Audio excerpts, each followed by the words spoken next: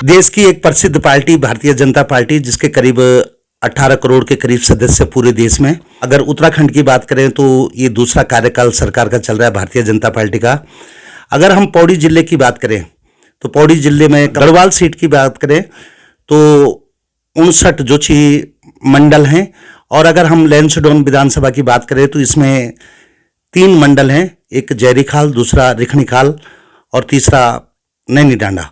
नैनीडांडा मंडल में इस बार युवा शक्ति को चांस दिया गया, 45 से कम उम्र की, और उस पर फिट बैठते थे सुनील चौहान जी, और उनको मंडल अध्यक्ष नियुक्त किया गया। हम उनसे आज बात करते हैं। सुनील चौहान जी, बहुत बहुत शुभकामनाएं आपको सर्वप्रथम। बहुत बहुत धन्यवाद। काफ़ी दिन से भारतीय जनता पार्टी के साथ जुड़े रहे, ये तो आप ही बता सकते हैं कब से हैं, तो कब से ये प्रक्रिया चालू हो गई थी कि भारतीय जनता पार्टी से जुड़ना है?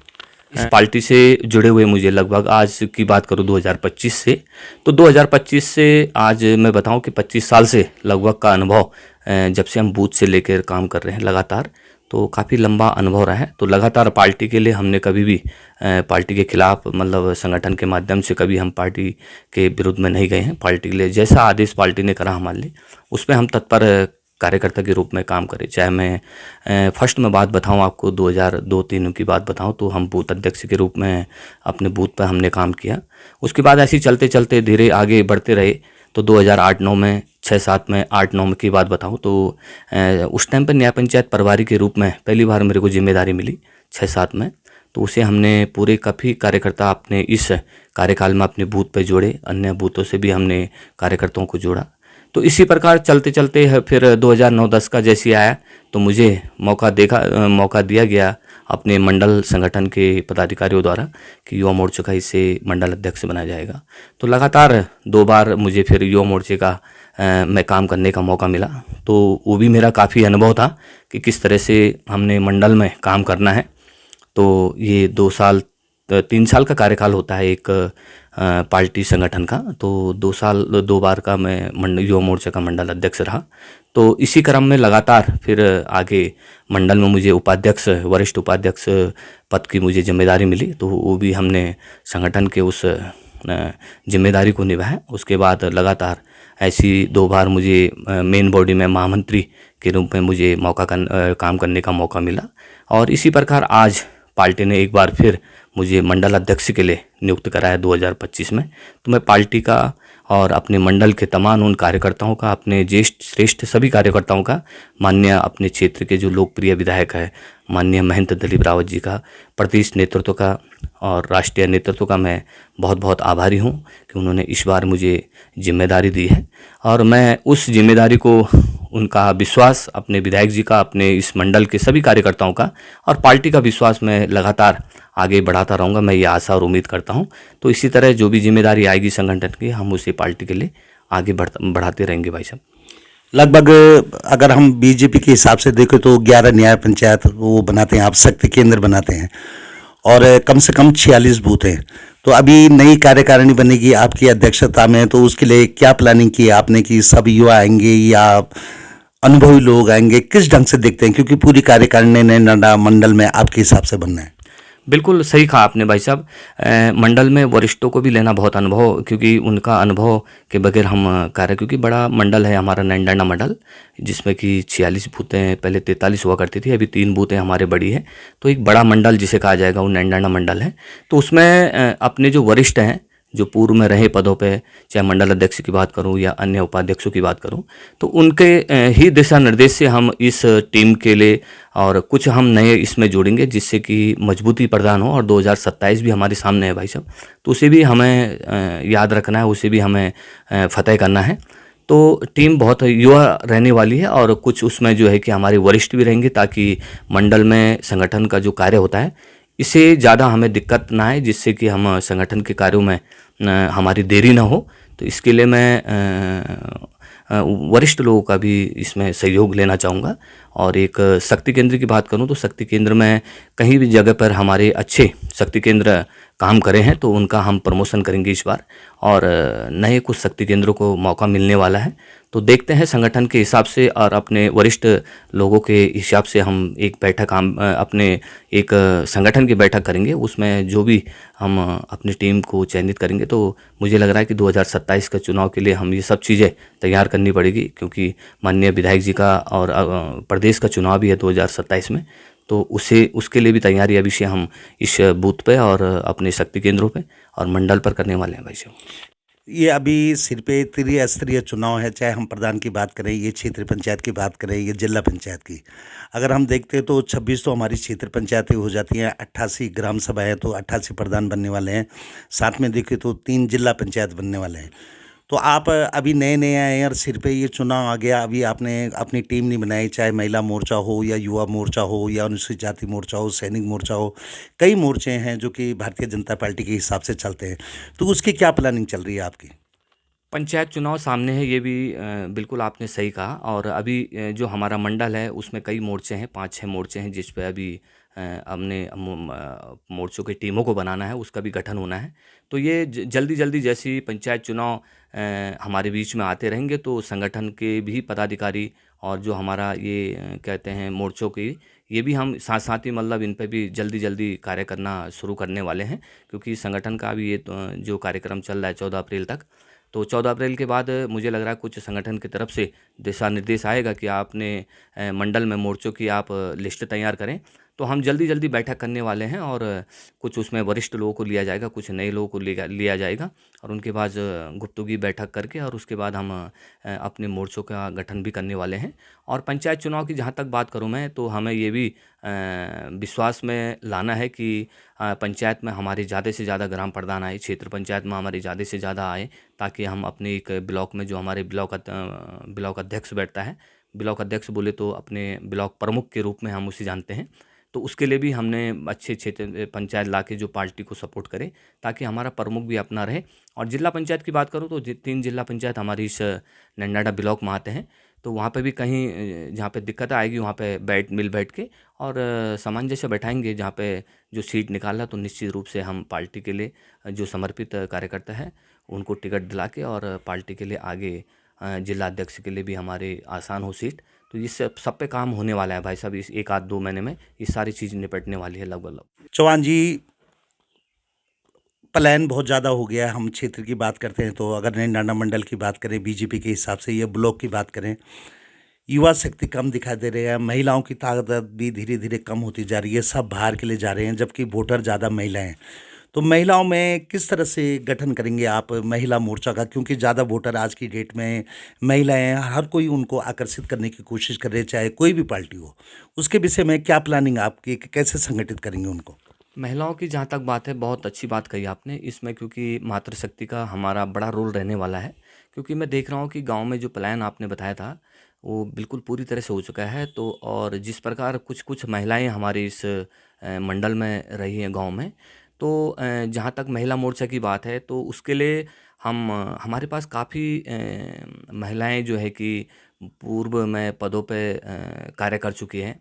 तो उनमें से जो है कि देखते हैं किसका कार्य सफल रहा है और कौन पार्टी संगठन के हिसाब से कार्य करता है, ये सब चीज़ें देखकर और एक अच्छा नेतृत्व जो हमारे महिला मोर्चा को प्राप्त हो सके, उस पे हम काम करेंगे। तो ऐसी महिला का चयन सभी को बैठाकर अपने मंडल के वरिष्ठ लोगों को, और उसमें अच्छा चयन होगा भाई साहब, जो महिलाओं को अपनी ओर और पार्टी की ओर क्या कर सके, अग्रसर कर सके और पार्टी के लिए काम करे। ऐसी महिला को हम इस बार महिला मोर्चा में लाने वाले हैं, तो अच्छा रहेगा फीडबैक उनका। एक बड़ा प्रश्न है कि लगातार प्लान हो रहा है, फिर मैं उसी क्वेश्चन पे आ जाता हूँ।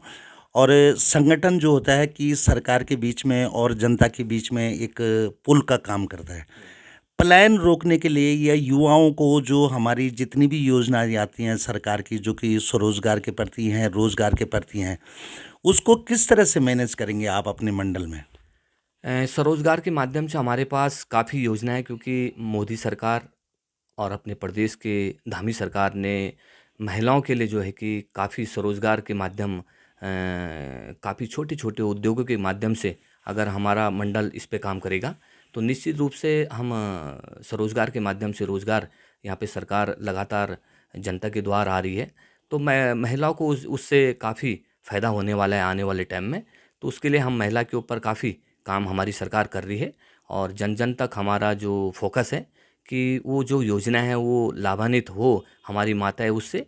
कई योजनाएं अभी ऐसी है कि महिलाओं को हमारी उस योजनाओं का पता नहीं है, तो उसके बारे में हम टीम पे जो मंडल में टीम गठन करेंगे, तो उसके हिसाब से हम उनका प्रचार प्रसार करके और महिला मैं अधिक। विशेषकर युवाओं की बात कर रहा हूँ कि जो युवा यहाँ से चले गए हैं।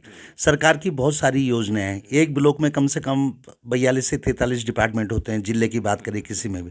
उन जो बच्चे यहाँ से 10-15-20 हज़ार की नौकरी के लिए भाग जा रहे हैं 10वीं 12वीं पास करके, उनके लिए आपका संगठन बीजेपी या आप क्या करेंगे कि वो बच्चे वापस आएँ और यहाँ अपना स्वरोजगार करें या यहीं अपने लिए आजीविका अर्जित करें? जी, बिल्कुल आपने सही कहा। हमारे जो युवा साथी है वो प्लान कर चुका है पूरी तरह से।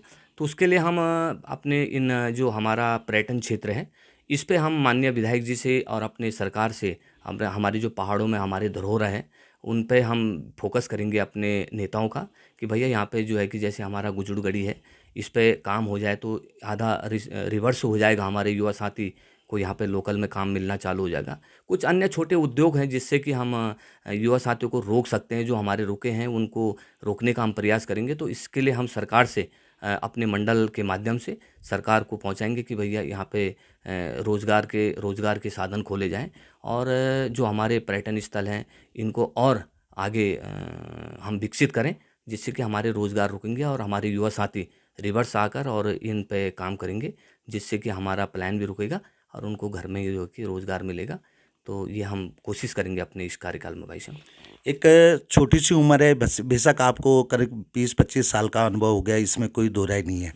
लेकिन अब की बार जो बीजेपी ने ये कोशिश की कि यंग लड़के को मतलब अध्यक्ष बनाया जाए जो कि 45 से कम उम्र का होगा, तो आपके कंधों पे ये पूरा भार आ गया, इतना मतलब सीनियर लोगों को भी संभालना और नए लोगों को भी जोड़ना।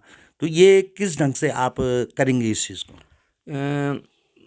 जहाँ तक आपने बोला कि बहुत बड़ी बात है, मंडल की बड़ी जिम्मेदारी है, तो इसको मैनेज करना मैं अकेला तो नहीं कर पाऊँगा, मगर मेरे जो वरिष्ठ कार्यकर्ता हैं जिनके द्वारा मैं यहाँ तक पहुँचा हूँ संगठन के माध्यम से, क्योंकि मैं सुनील चौहान को अपने हिसाब से कोई नहीं जानता है, मगर मेरी जो पहचान हुई है, पार्टी ने मेरी पहचान कराई है, और पार्टी के उन संगठन के जो कार्यकर्ता हैं मेरे वरिष्ठ हैं, जिनका मैं लगातार मार्गदर्शन लेता रहा बार बार, उनसे मैं राय मशवरा करके और सामंजस्य बैठाने का मैं सबसे तालमेल बैठा के, और मुश्किल कार्य को आसान करने का ये सबसे बड़ा तरीका है कि सबको एक साथ लेकर और मिलकर काम करने का है, जिससे मेरे को दिक्कत कम आएगी और मेरा कार्यकाल जो रहेगा वो बहुत अच्छा रहेगा। मैं ये कोशिश करूँगा। मैं पार्टी ने जो विश्वास मेरे पे इस बार छोड़ा है मंडल अध्यक्ष के रूप में, मैं उसे हर संभव जो है प्रयास रहूँगा कि मैं पार्टी को और आगे ले जाने का मैं प्रयास करूँगा मंडल नेन्नाडा को। तो उसके लिए मैं सभी अपने वरिष्ठ, अपने छोटे जो कार्यकर्ता हैं हमारे बूथों पे जो काम करते हैं, उनका विश्वास मुझे जीतना है, तभी जाके कार्य सफल हो पाएगा। तो इसके लिए मैं लगातार कार्य करूँगा भाई साहब, जिससे ये कार्य आसान होगा और मेरा कार्यकाल जो है कि बहुत सुंदर निकले। इसके लिए मैं माँ भगवती से और अपने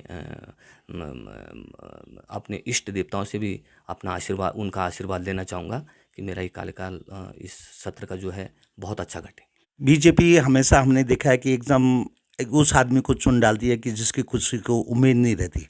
आपके साथ कुछ ऐसी घटना हुई कि जो अचानक ही ये हुआ या मतलब पहले से आपकी कोशिश जारी थी?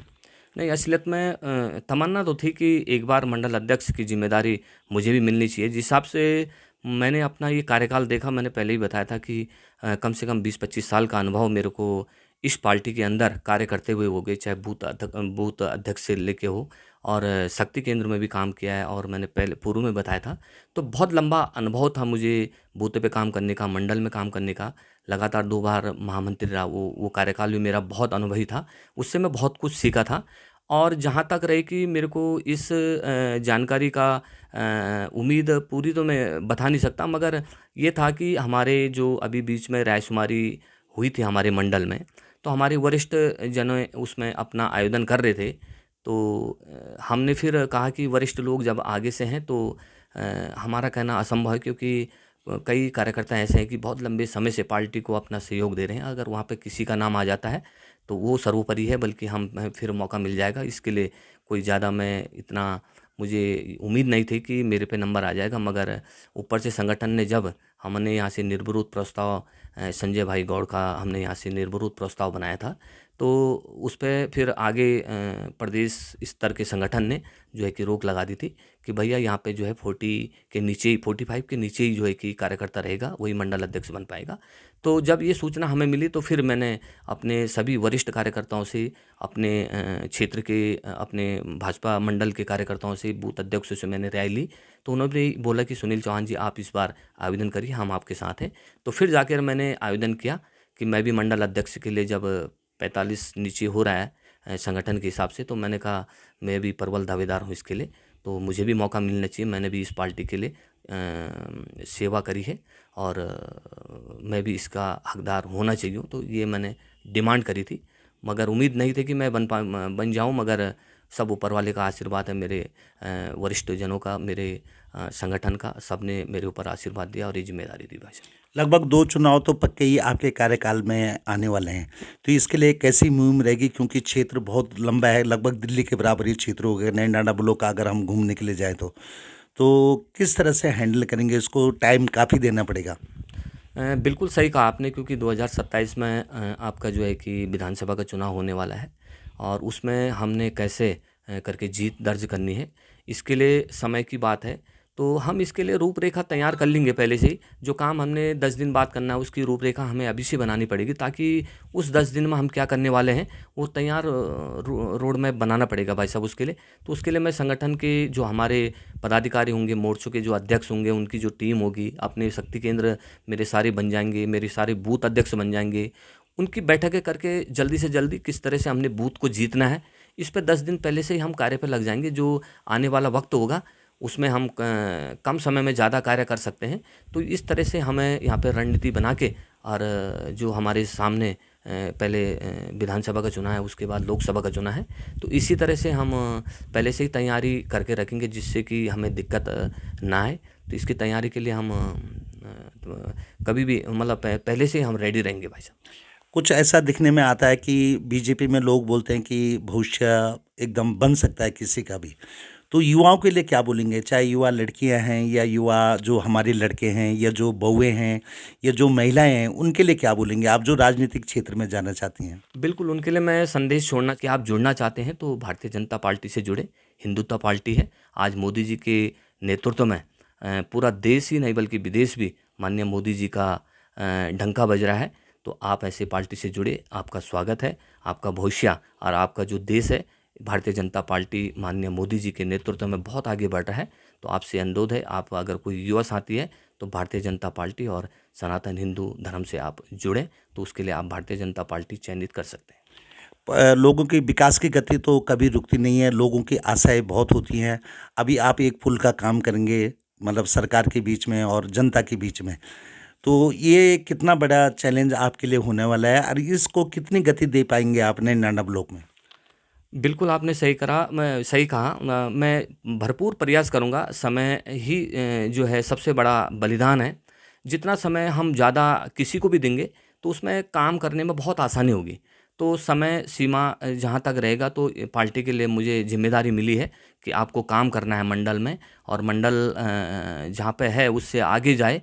तो इसके लिए मैं पूरा समय निकाल कर जो भी कार्यक्रम संगठन के हो, चाहे माननीय विधायक जी के हो, चाहे सांसद जी के हो, ये सारे कार्यक्रम को हमने डील करना है और इस पे किस तरह से हमने काम करना है, ये परेशानी ना आए और कोई न शिकायत करे, ये हम कोशिश करेंगे भाई साहब कि हमारे पे मंडल में किसी भी तरह का कोई बैकग्राउंड मतलब जो है कमी निकाले।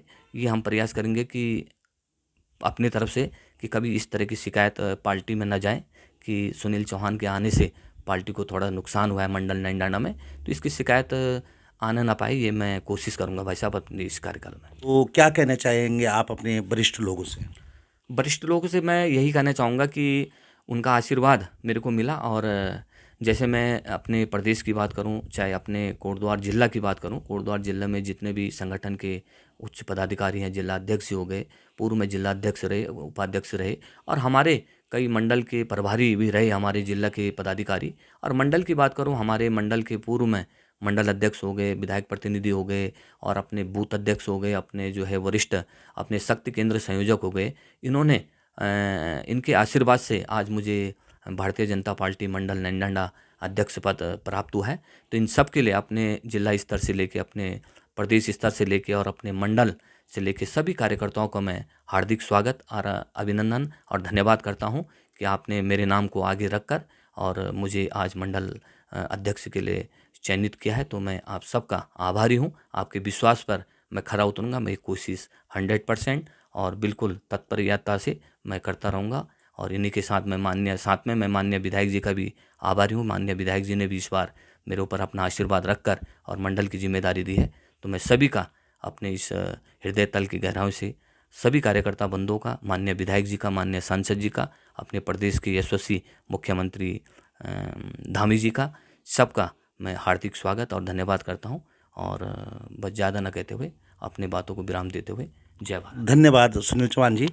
ये छा हमारे सुनील चौहान जी जो कि युवा हैं और मंडल के अध्यक्ष बने नैनडांडा मंडल एक प्रसिद्ध मंडल है, क्योंकि ज़्यादातर मानते थे कि कांग्रेस का गढ़ है और यहाँ कांग्रेस को ज़्यादा वोटें मिलती हैं।